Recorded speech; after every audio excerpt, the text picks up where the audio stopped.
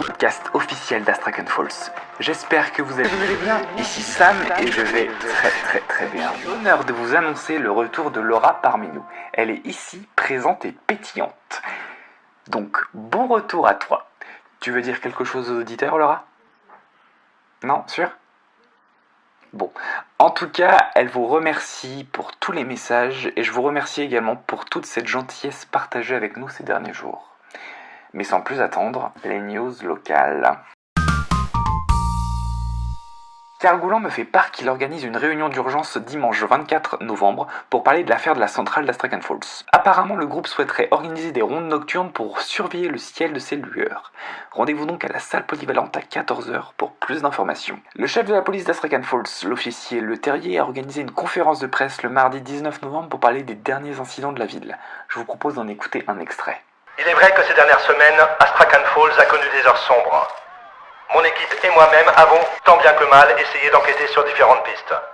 Mais toutes mènent absolument nulle part.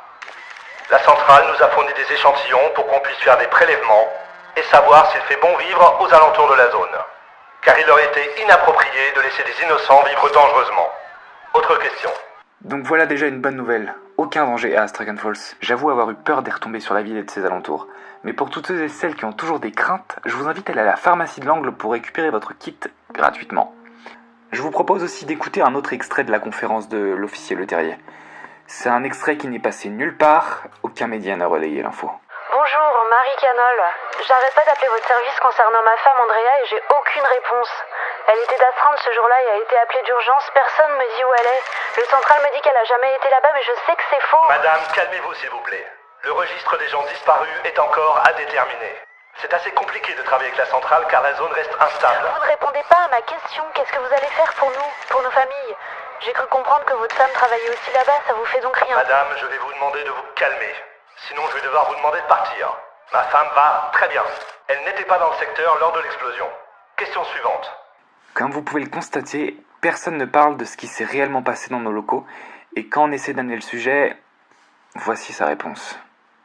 Pensez-vous qu'il y a une quelconque connexion entre le suicide de Pierre et l'affaire de la centrale ? Rien n'a été confirmé pour l'instant. Aussi triste soit ce geste, Pierre Ormond était quelqu'un de malade. Pour le moment, nous explorons cette piste. Ma question a été complètement détournée par l'agent, alors je n'ai rien contre Monsieur Le Terrier, mais je pense qu'il n'est pas maître de ses mots. Pour le moment, cette affaire reste très mystérieuse, il y a de nombreuses zones d'ombre et de choses qui ne font aucun sens. Cependant, je reste ferme sur ma position, la centrale nous cache des choses. Par ailleurs, j'aimerais revenir sur un point car beaucoup de gens se sont manifestés. Apparemment, il y aurait un problème audio concernant la pub du 26 octobre. J'ai donc réécouté l'épisode et je n'entends rien d'anormal. Donc, si vous possédez un extrait de cette séquence corrompue, faites-nous-le parvenir, s'il vous plaît.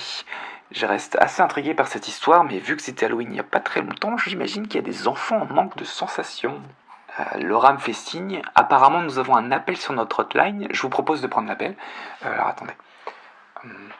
Bonsoir. Bonsoir. Ici Sam du podcast officiel d'Astrakhan Falls. Laura me dit que vous avez des choses importantes à partager. Je vous laisse donc l'antenne quand vous souhaitez. Je suis Perrine, la femme de Pierre. Je voulais vous remercier. Vous êtes les seuls à prendre Pierre comme quelqu'un de normal, à essayer de comprendre ce qui lui est arrivé. Je n'ai accordé aucune interview, rien, à personne, car tout le monde ne parle que de son geste. Mais mon mari n'aurait jamais fait ça en vain. Depuis qu'il a vu cette lueur dans le ciel, il était devenu différent. Il essayait de comprendre quelque chose. Il pensait même connaître l'origine de ce phénomène. La police a classé l'affaire sans suite. Je n'aurai donc aucune réponse. Je voudrais vous demander d'arrêter d'enquêter maintenant. Il y a des choses qu'on ne pourra jamais réellement comprendre. Et c'est mieux ainsi. Merci. Je n'ai même pas eu le temps de lui poser des questions. Mais respectons son deuil, avant tout. Vous pouvez compter sur nous pour continuer à enquêter sur l'affaire. Je vous propose d'écouter Collan par Existence et je vous dis à très vite sur le podcast officiel d'Astrakhan Falls.